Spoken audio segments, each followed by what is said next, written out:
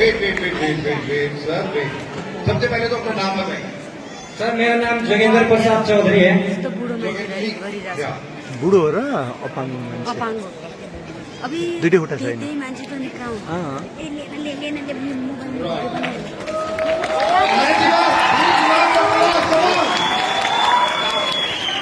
Sir मेरा नाम जोगेंद्र प्रसाद चौधरी है। जोगेंद्र जी वेस्टीज को कब ज्वाइन किया? सर मैं 2023 साल में 2023 में 2023 में, यानी कि अभी 1 साल हुआ है वेस्टीज में, और आज आप इस मंच पे ग्राउंड डायरेक्टर की ट्रॉफी ले रहे हैं, राइट? और हम सब देख सकते हैं कि आप स्पेशली एबल्ड हो, राइट? ये कैसे हुआ, आपकी टांगे कैसे हुआ था ये? सर सॉरी एक्चुअली मैं अभी इसके ज्यादा चर्चा नहीं कर पाऊंगा, क्योंकि सर इसके मैं अगला साल में जून में लेवल लेंगे सर, उसी के बाद में मैं अपना सारा प्लान, क्योंकि मैं अभी काम करने वाला हूँ, पहले मैं काम कर दिखाएंगे सर, बाद में फिर मैं सारा आपका स्टोरी बतलाएंगे सर। मतलब अभी ग्राउंड डायरेक्टर है, अभी नेक्स्ट लेवल हो जाएगा तब अपनी स्टोरी बताएंगे। जी सर, इसमें बहुत सर थोड़ा इसमें क्या कहूँ सर, स्टोरी बहुत ज्यादा है। नहीं वहाँ बट में 1 साल में दोस्तों, केवल 1 साल में आप सब देख सकते हैं जोगेंद्र जी ने क्राउन डायरेक्टर हिट किया है जस्ट इन 1 ईयर, और हम सब देख सकते हैं he specially abled, he can't walk.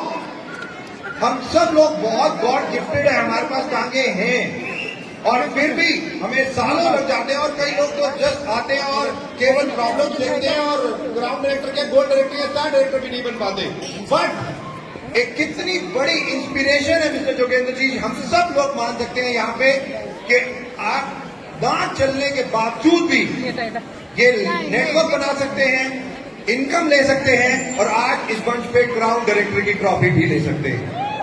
Just imagine. मैं चाहूंगा एक बार जोरदार तालियां बजा जोगेंद्र जी, कम ऑन एवरीवन। और जोगेंद्र जी कह रहे हैं मैं अपनी स्टोरी अभी नहीं बताऊंगा, उनका कॉन्फिडेंस देखिए, वो कह रहे हैं अगले साल नया लेवल जब ले लूंगा उसके बाद अपनी स्टोरी बताऊंगा। उनको पूरा विश्वास है अपने ऊपर कि वो अगले साल एक नए लेवल के साथ इस मंच पे दोबारा होंगे। Just imagine, too good. कोई भी चीज इन सब ऑडियंस को कुछ भी कहना चाहेंगे सर, कोई मैसेज आप देना चाहेंगे? Thank you. जतिपय पनि हाम्रो यहाँ उपस्थित दाजुभाइ तथा दिदीबहिनीहरू अथवा अग्रज युसिडी टियुसिडीका सर म्यामहरूलाई विशेष धन्यवाद, किनकि हाम्रो अग्रज युसिडी टियुसिडी लगायत सम्पूर्ण लिडरहरूले आफ्नो मन्तव्य दिएर गइसक्नु भएको छ, र म के भन्न चाहन्छु, हाम्रो जतिपय पनि हाम्रो यहाँ उपस्थित तमाम मानिसहरूमा हामीले के सोच्नु पर्यो त, तपाईँ हामी कुनै हालतमा पनि हमेशा तपाईहरू हरेस नखानुहोस् है त, किनकि म उदाहरणै छु, एउटा खुट्टा नभए पनि एउटा म हर व्यक्ति कहाँ गएर प्लान दिँदै हैन, हर ठाउँमा गएर मैले फलो गर्न सफल भएको कारणले नै गर्दाखेरि म आज यस स्टेजमा मेरो टिमको लिडरहरूको कारणले गर्दाखेरि म आज यस हेल्दी लिभिङ प्लेटफर्ममा एकदमै आबद्ध भएर काम गरिरहेको छु, र विशेष म धन्यवाद दिन चाहन्छु यसै मिसन क्राउनका डाइरेक्टर श्री गोविन्द राजतकारी सरको साथ सपोर्ट हौसलाले सायद म यहाँसम्म पुग्न बाध्य भए।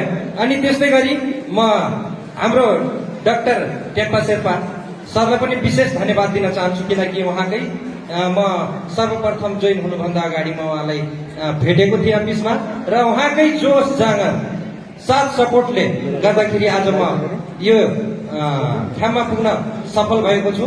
अनि त्यस्तै गरी म हाम्रो टियुसिडी लोकेन्द्र बम सरलाई पनि म विशेष धन्यवाद दिन चाहन्छु, किनकि उहाँले मलाई टाइम हाम्रो भेटघाट अनि सरसल्लाह सुझाव दिँदै अगाडि बढाउनु हुने उहाँलाई पनि म विशेष धन्यवाद दिन चाहन्छु, किनकि आज म यो स्टेजमा सब उहाँहरूकै कारणले गर्दाखेरि म आज यो स्टेजमा उभिन पाएको छु र अत्यन्तै खुसी पनि छु र फेरि पनि म आफ्नो प्रत्येक टिम लिडरहरूलाई विशेष धन्यवाद दिन चाहन्छु कि हजुरहरू पनि आउँदो वर्षमा एकदमै उच्च लेभल देख्न पाइयोस् र हर हमेशा तपाईँहरूको साथ सपोर्ट एनी टाइम मेरो हुने नै छ।